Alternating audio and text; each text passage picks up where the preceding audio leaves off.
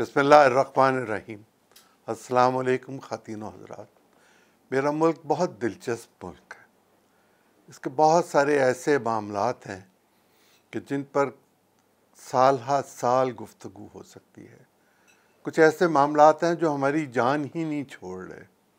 कुछ ऐसे मामलात हैं जो उसकी वजह से हमें हर रोज़ नए मसाइल पैदा करने पर मजबूर करते हैं। हमारी दस्तूर साज असम्बली को तोड़कर अदालत ने जो रोल इख्तियार किया था, कुछ अर्सा पहले उसी तरह का एक और रोल इख्तियार किया गया कॉन्स्टिट्यूशन को रीराइट करने का। मैं पंजाब असम्बली में एक अफसर के तौर पर काम करता रहा। मैं जानता हूँ थोड़ी बहुत चीज़ों को। मैं ये भी जानता हूँ कि जो शख्स फरीक हो वो मुकदमा लेकर नहीं जा सकता अपने ही हवाले से। लेकिन जिस वक्त कॉन्स्टिट्यूशन का मामला हो तो सब चीज़ें साइड पर रह जाती हैं और कॉन्स्टिट्यूशन अबतर होता है, वो सबसे ज़्यादा मुकद्दम होता है। और उससे बेहतर कोई किताब अगर है तो वो कुरान है, और कुरान से बेहतर कोई किताब नहीं। और हमने ये फ़ैसला कर रखा हुआ है कि हम कुरान से अपनी रहनुमाई हासिल करेंगे।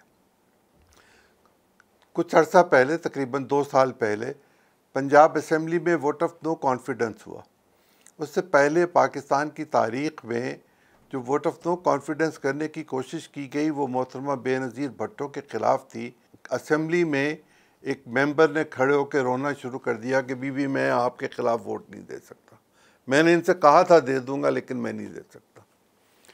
दूसरा vote of no confidence Punjab assembly में हुआ, और पंजाब असम्बली में वो बुज़दार साहब के ख़िलाफ़ था।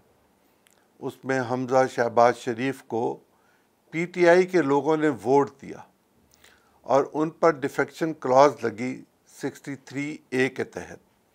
डिफेक्शन क्लॉज ये कहती है, जितना मैं थोड़ा बहुत कॉन्स्टिट्यूशन जानता हूँ, कि अगर आप वोट देंगे पार्टी के फ़ैसले के ख़िलाफ़, असूलों से हट कर 3 चीज़ों पर वोट नहीं दे सकते।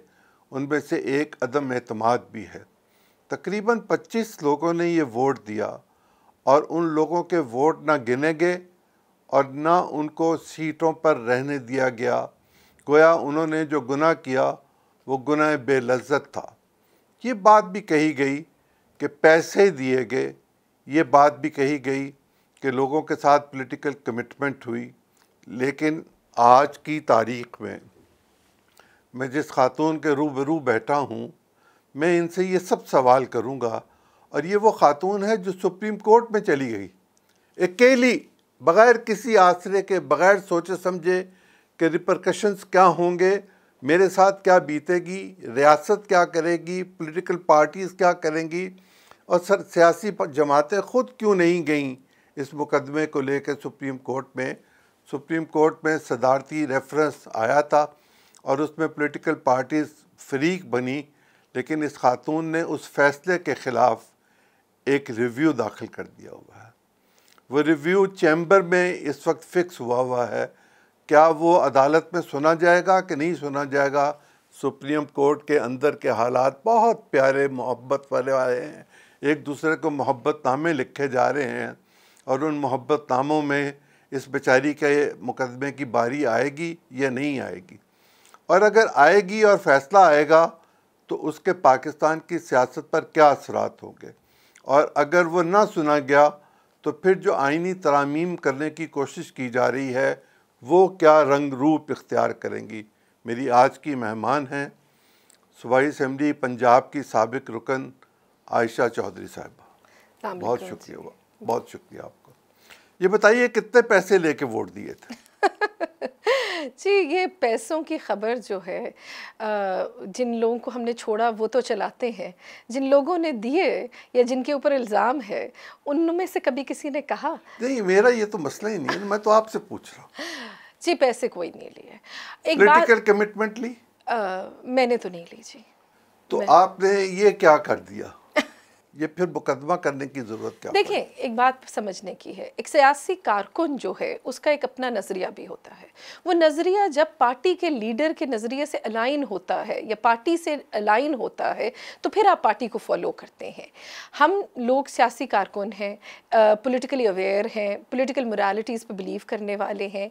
और जब हम लोगों ने पार्टी के साथ चलते रहे, मैं 11 साल पार्टी के साथ रही। कौन सी पार्टी के साथ? पाकिस्तान तहरीक इंसाफ के साथ जी। मैंने 2011 में ज्वाइन की थी और मैं तब से लेके जिस दिन मैंने वोट उनके खिलाफ किया। आप भी टाइगरेस थी?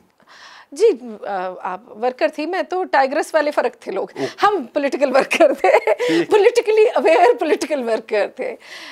सो बात देखें, मुझे तो बड़ा अच्छा करके सबक सिखाया उस वक्त जिनको मैं लीडर कहा करती थी। उन्होंने सिखाया कि जी इदारे जो हैं वो इम्पोर्टेंट हैं, इंडिविजुअल्स इम्पोर्टेंट नहीं हैं, ताकि हम उन पर हमला कर सकें। जी। और उन्होंने ही हमें समझाया सिखाया कि परवेज़ इलाही जो हैं पंजाब के सबसे बड़े डाकू हैं और उनके साथ नहीं मिला जा सकता।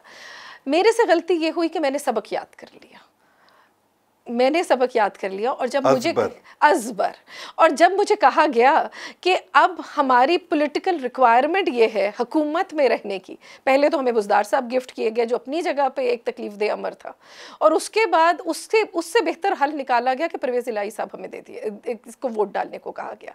सो मेरे लिए ये बहुत डिफ़िकल्ट था।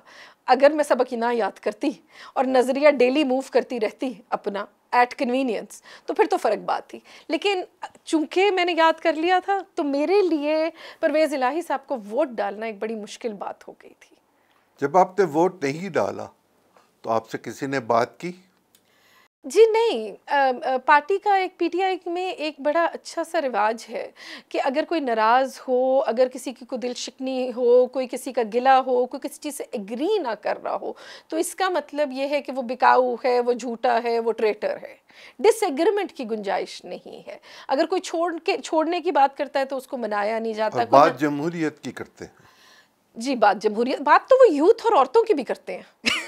वो तो पता नहीं कहाँ है। हाँ एग्जैक्टली, बात तो वो पार्टी भी यूथ और औरतों की है, लेकिन ना उसमें यूथ है, ना औरतें हैं, ना उनके राइट्स हैं। औरतों के तो खैर बिल्कुल ही नहीं है, यूथ तो फिर भी ज़रूरत है। जिस वक्त आपने ये फैसला कर लिया, इस फैसला करने में कितने दिन लगे आपको? सर एक्चुअली मैं गई हुई थी सऊदी अरेबिया और मैं वापस आई हूँ, और ये उस दिन मैं वापस आई हूँ 90 शाहराह कायद-ए-आज़म पे एक खाना रखा हुआ था परवेज़ इलाही साहब ने, जिसके अंदर तमाम एमपीएस को कहा गया था जाने का। और वो उस वक्त स्पीकर थे? वो उस वक्त स्पीकर थे जी। यानी चोर डाकू को स्पीकर आप लोगों ने बनाया? जी जी, हम पहले उनको स्पीकर बनाने पे गिला शिकवा चल रहा था, अब वो सीएम बन रहे थे और हम स्पीकर के ज़माने में उनके हाथों रुल रहे थे, तो अब आगे जब चले तो कैसे उनको वोट देते। लेकिन उसके बावजूद पार्टी की खातिर मैं गई थी 90 पे खाना, उस खाने पे। सर हम कोई सारे मेंबर्स ही थे जिन्होंने वोट देने थे, पौने 200 के करीब मेंबर होंगे, 200 के करीब मेंबर्स वहाँ बैठे थे, और 3-3.25 घंटे हमने वेट किया। ना परवेज़ इलाही साहब नीचे आए, ना उनका कोई बच्चा नीचे आया, कोई किसी ने हमें पूछा भी नहीं। तो हमने सोचा कि एक तो पार्टी की खातिर जलील भी हो, वोट चलो वोट मांगे तो सही ना कोई, हम दे नहीं, वो वोट मांगने की रवायत नहीं वो है। रवायत नहीं थी। उन्होंने ना हमसे मांगा ना हमने उनको दिया। लीडरशिप के हुक्म पे मेरा दिल नहीं माना तो मैं चली गई। शायद कोई मांग लेता तो हम रुक जाते।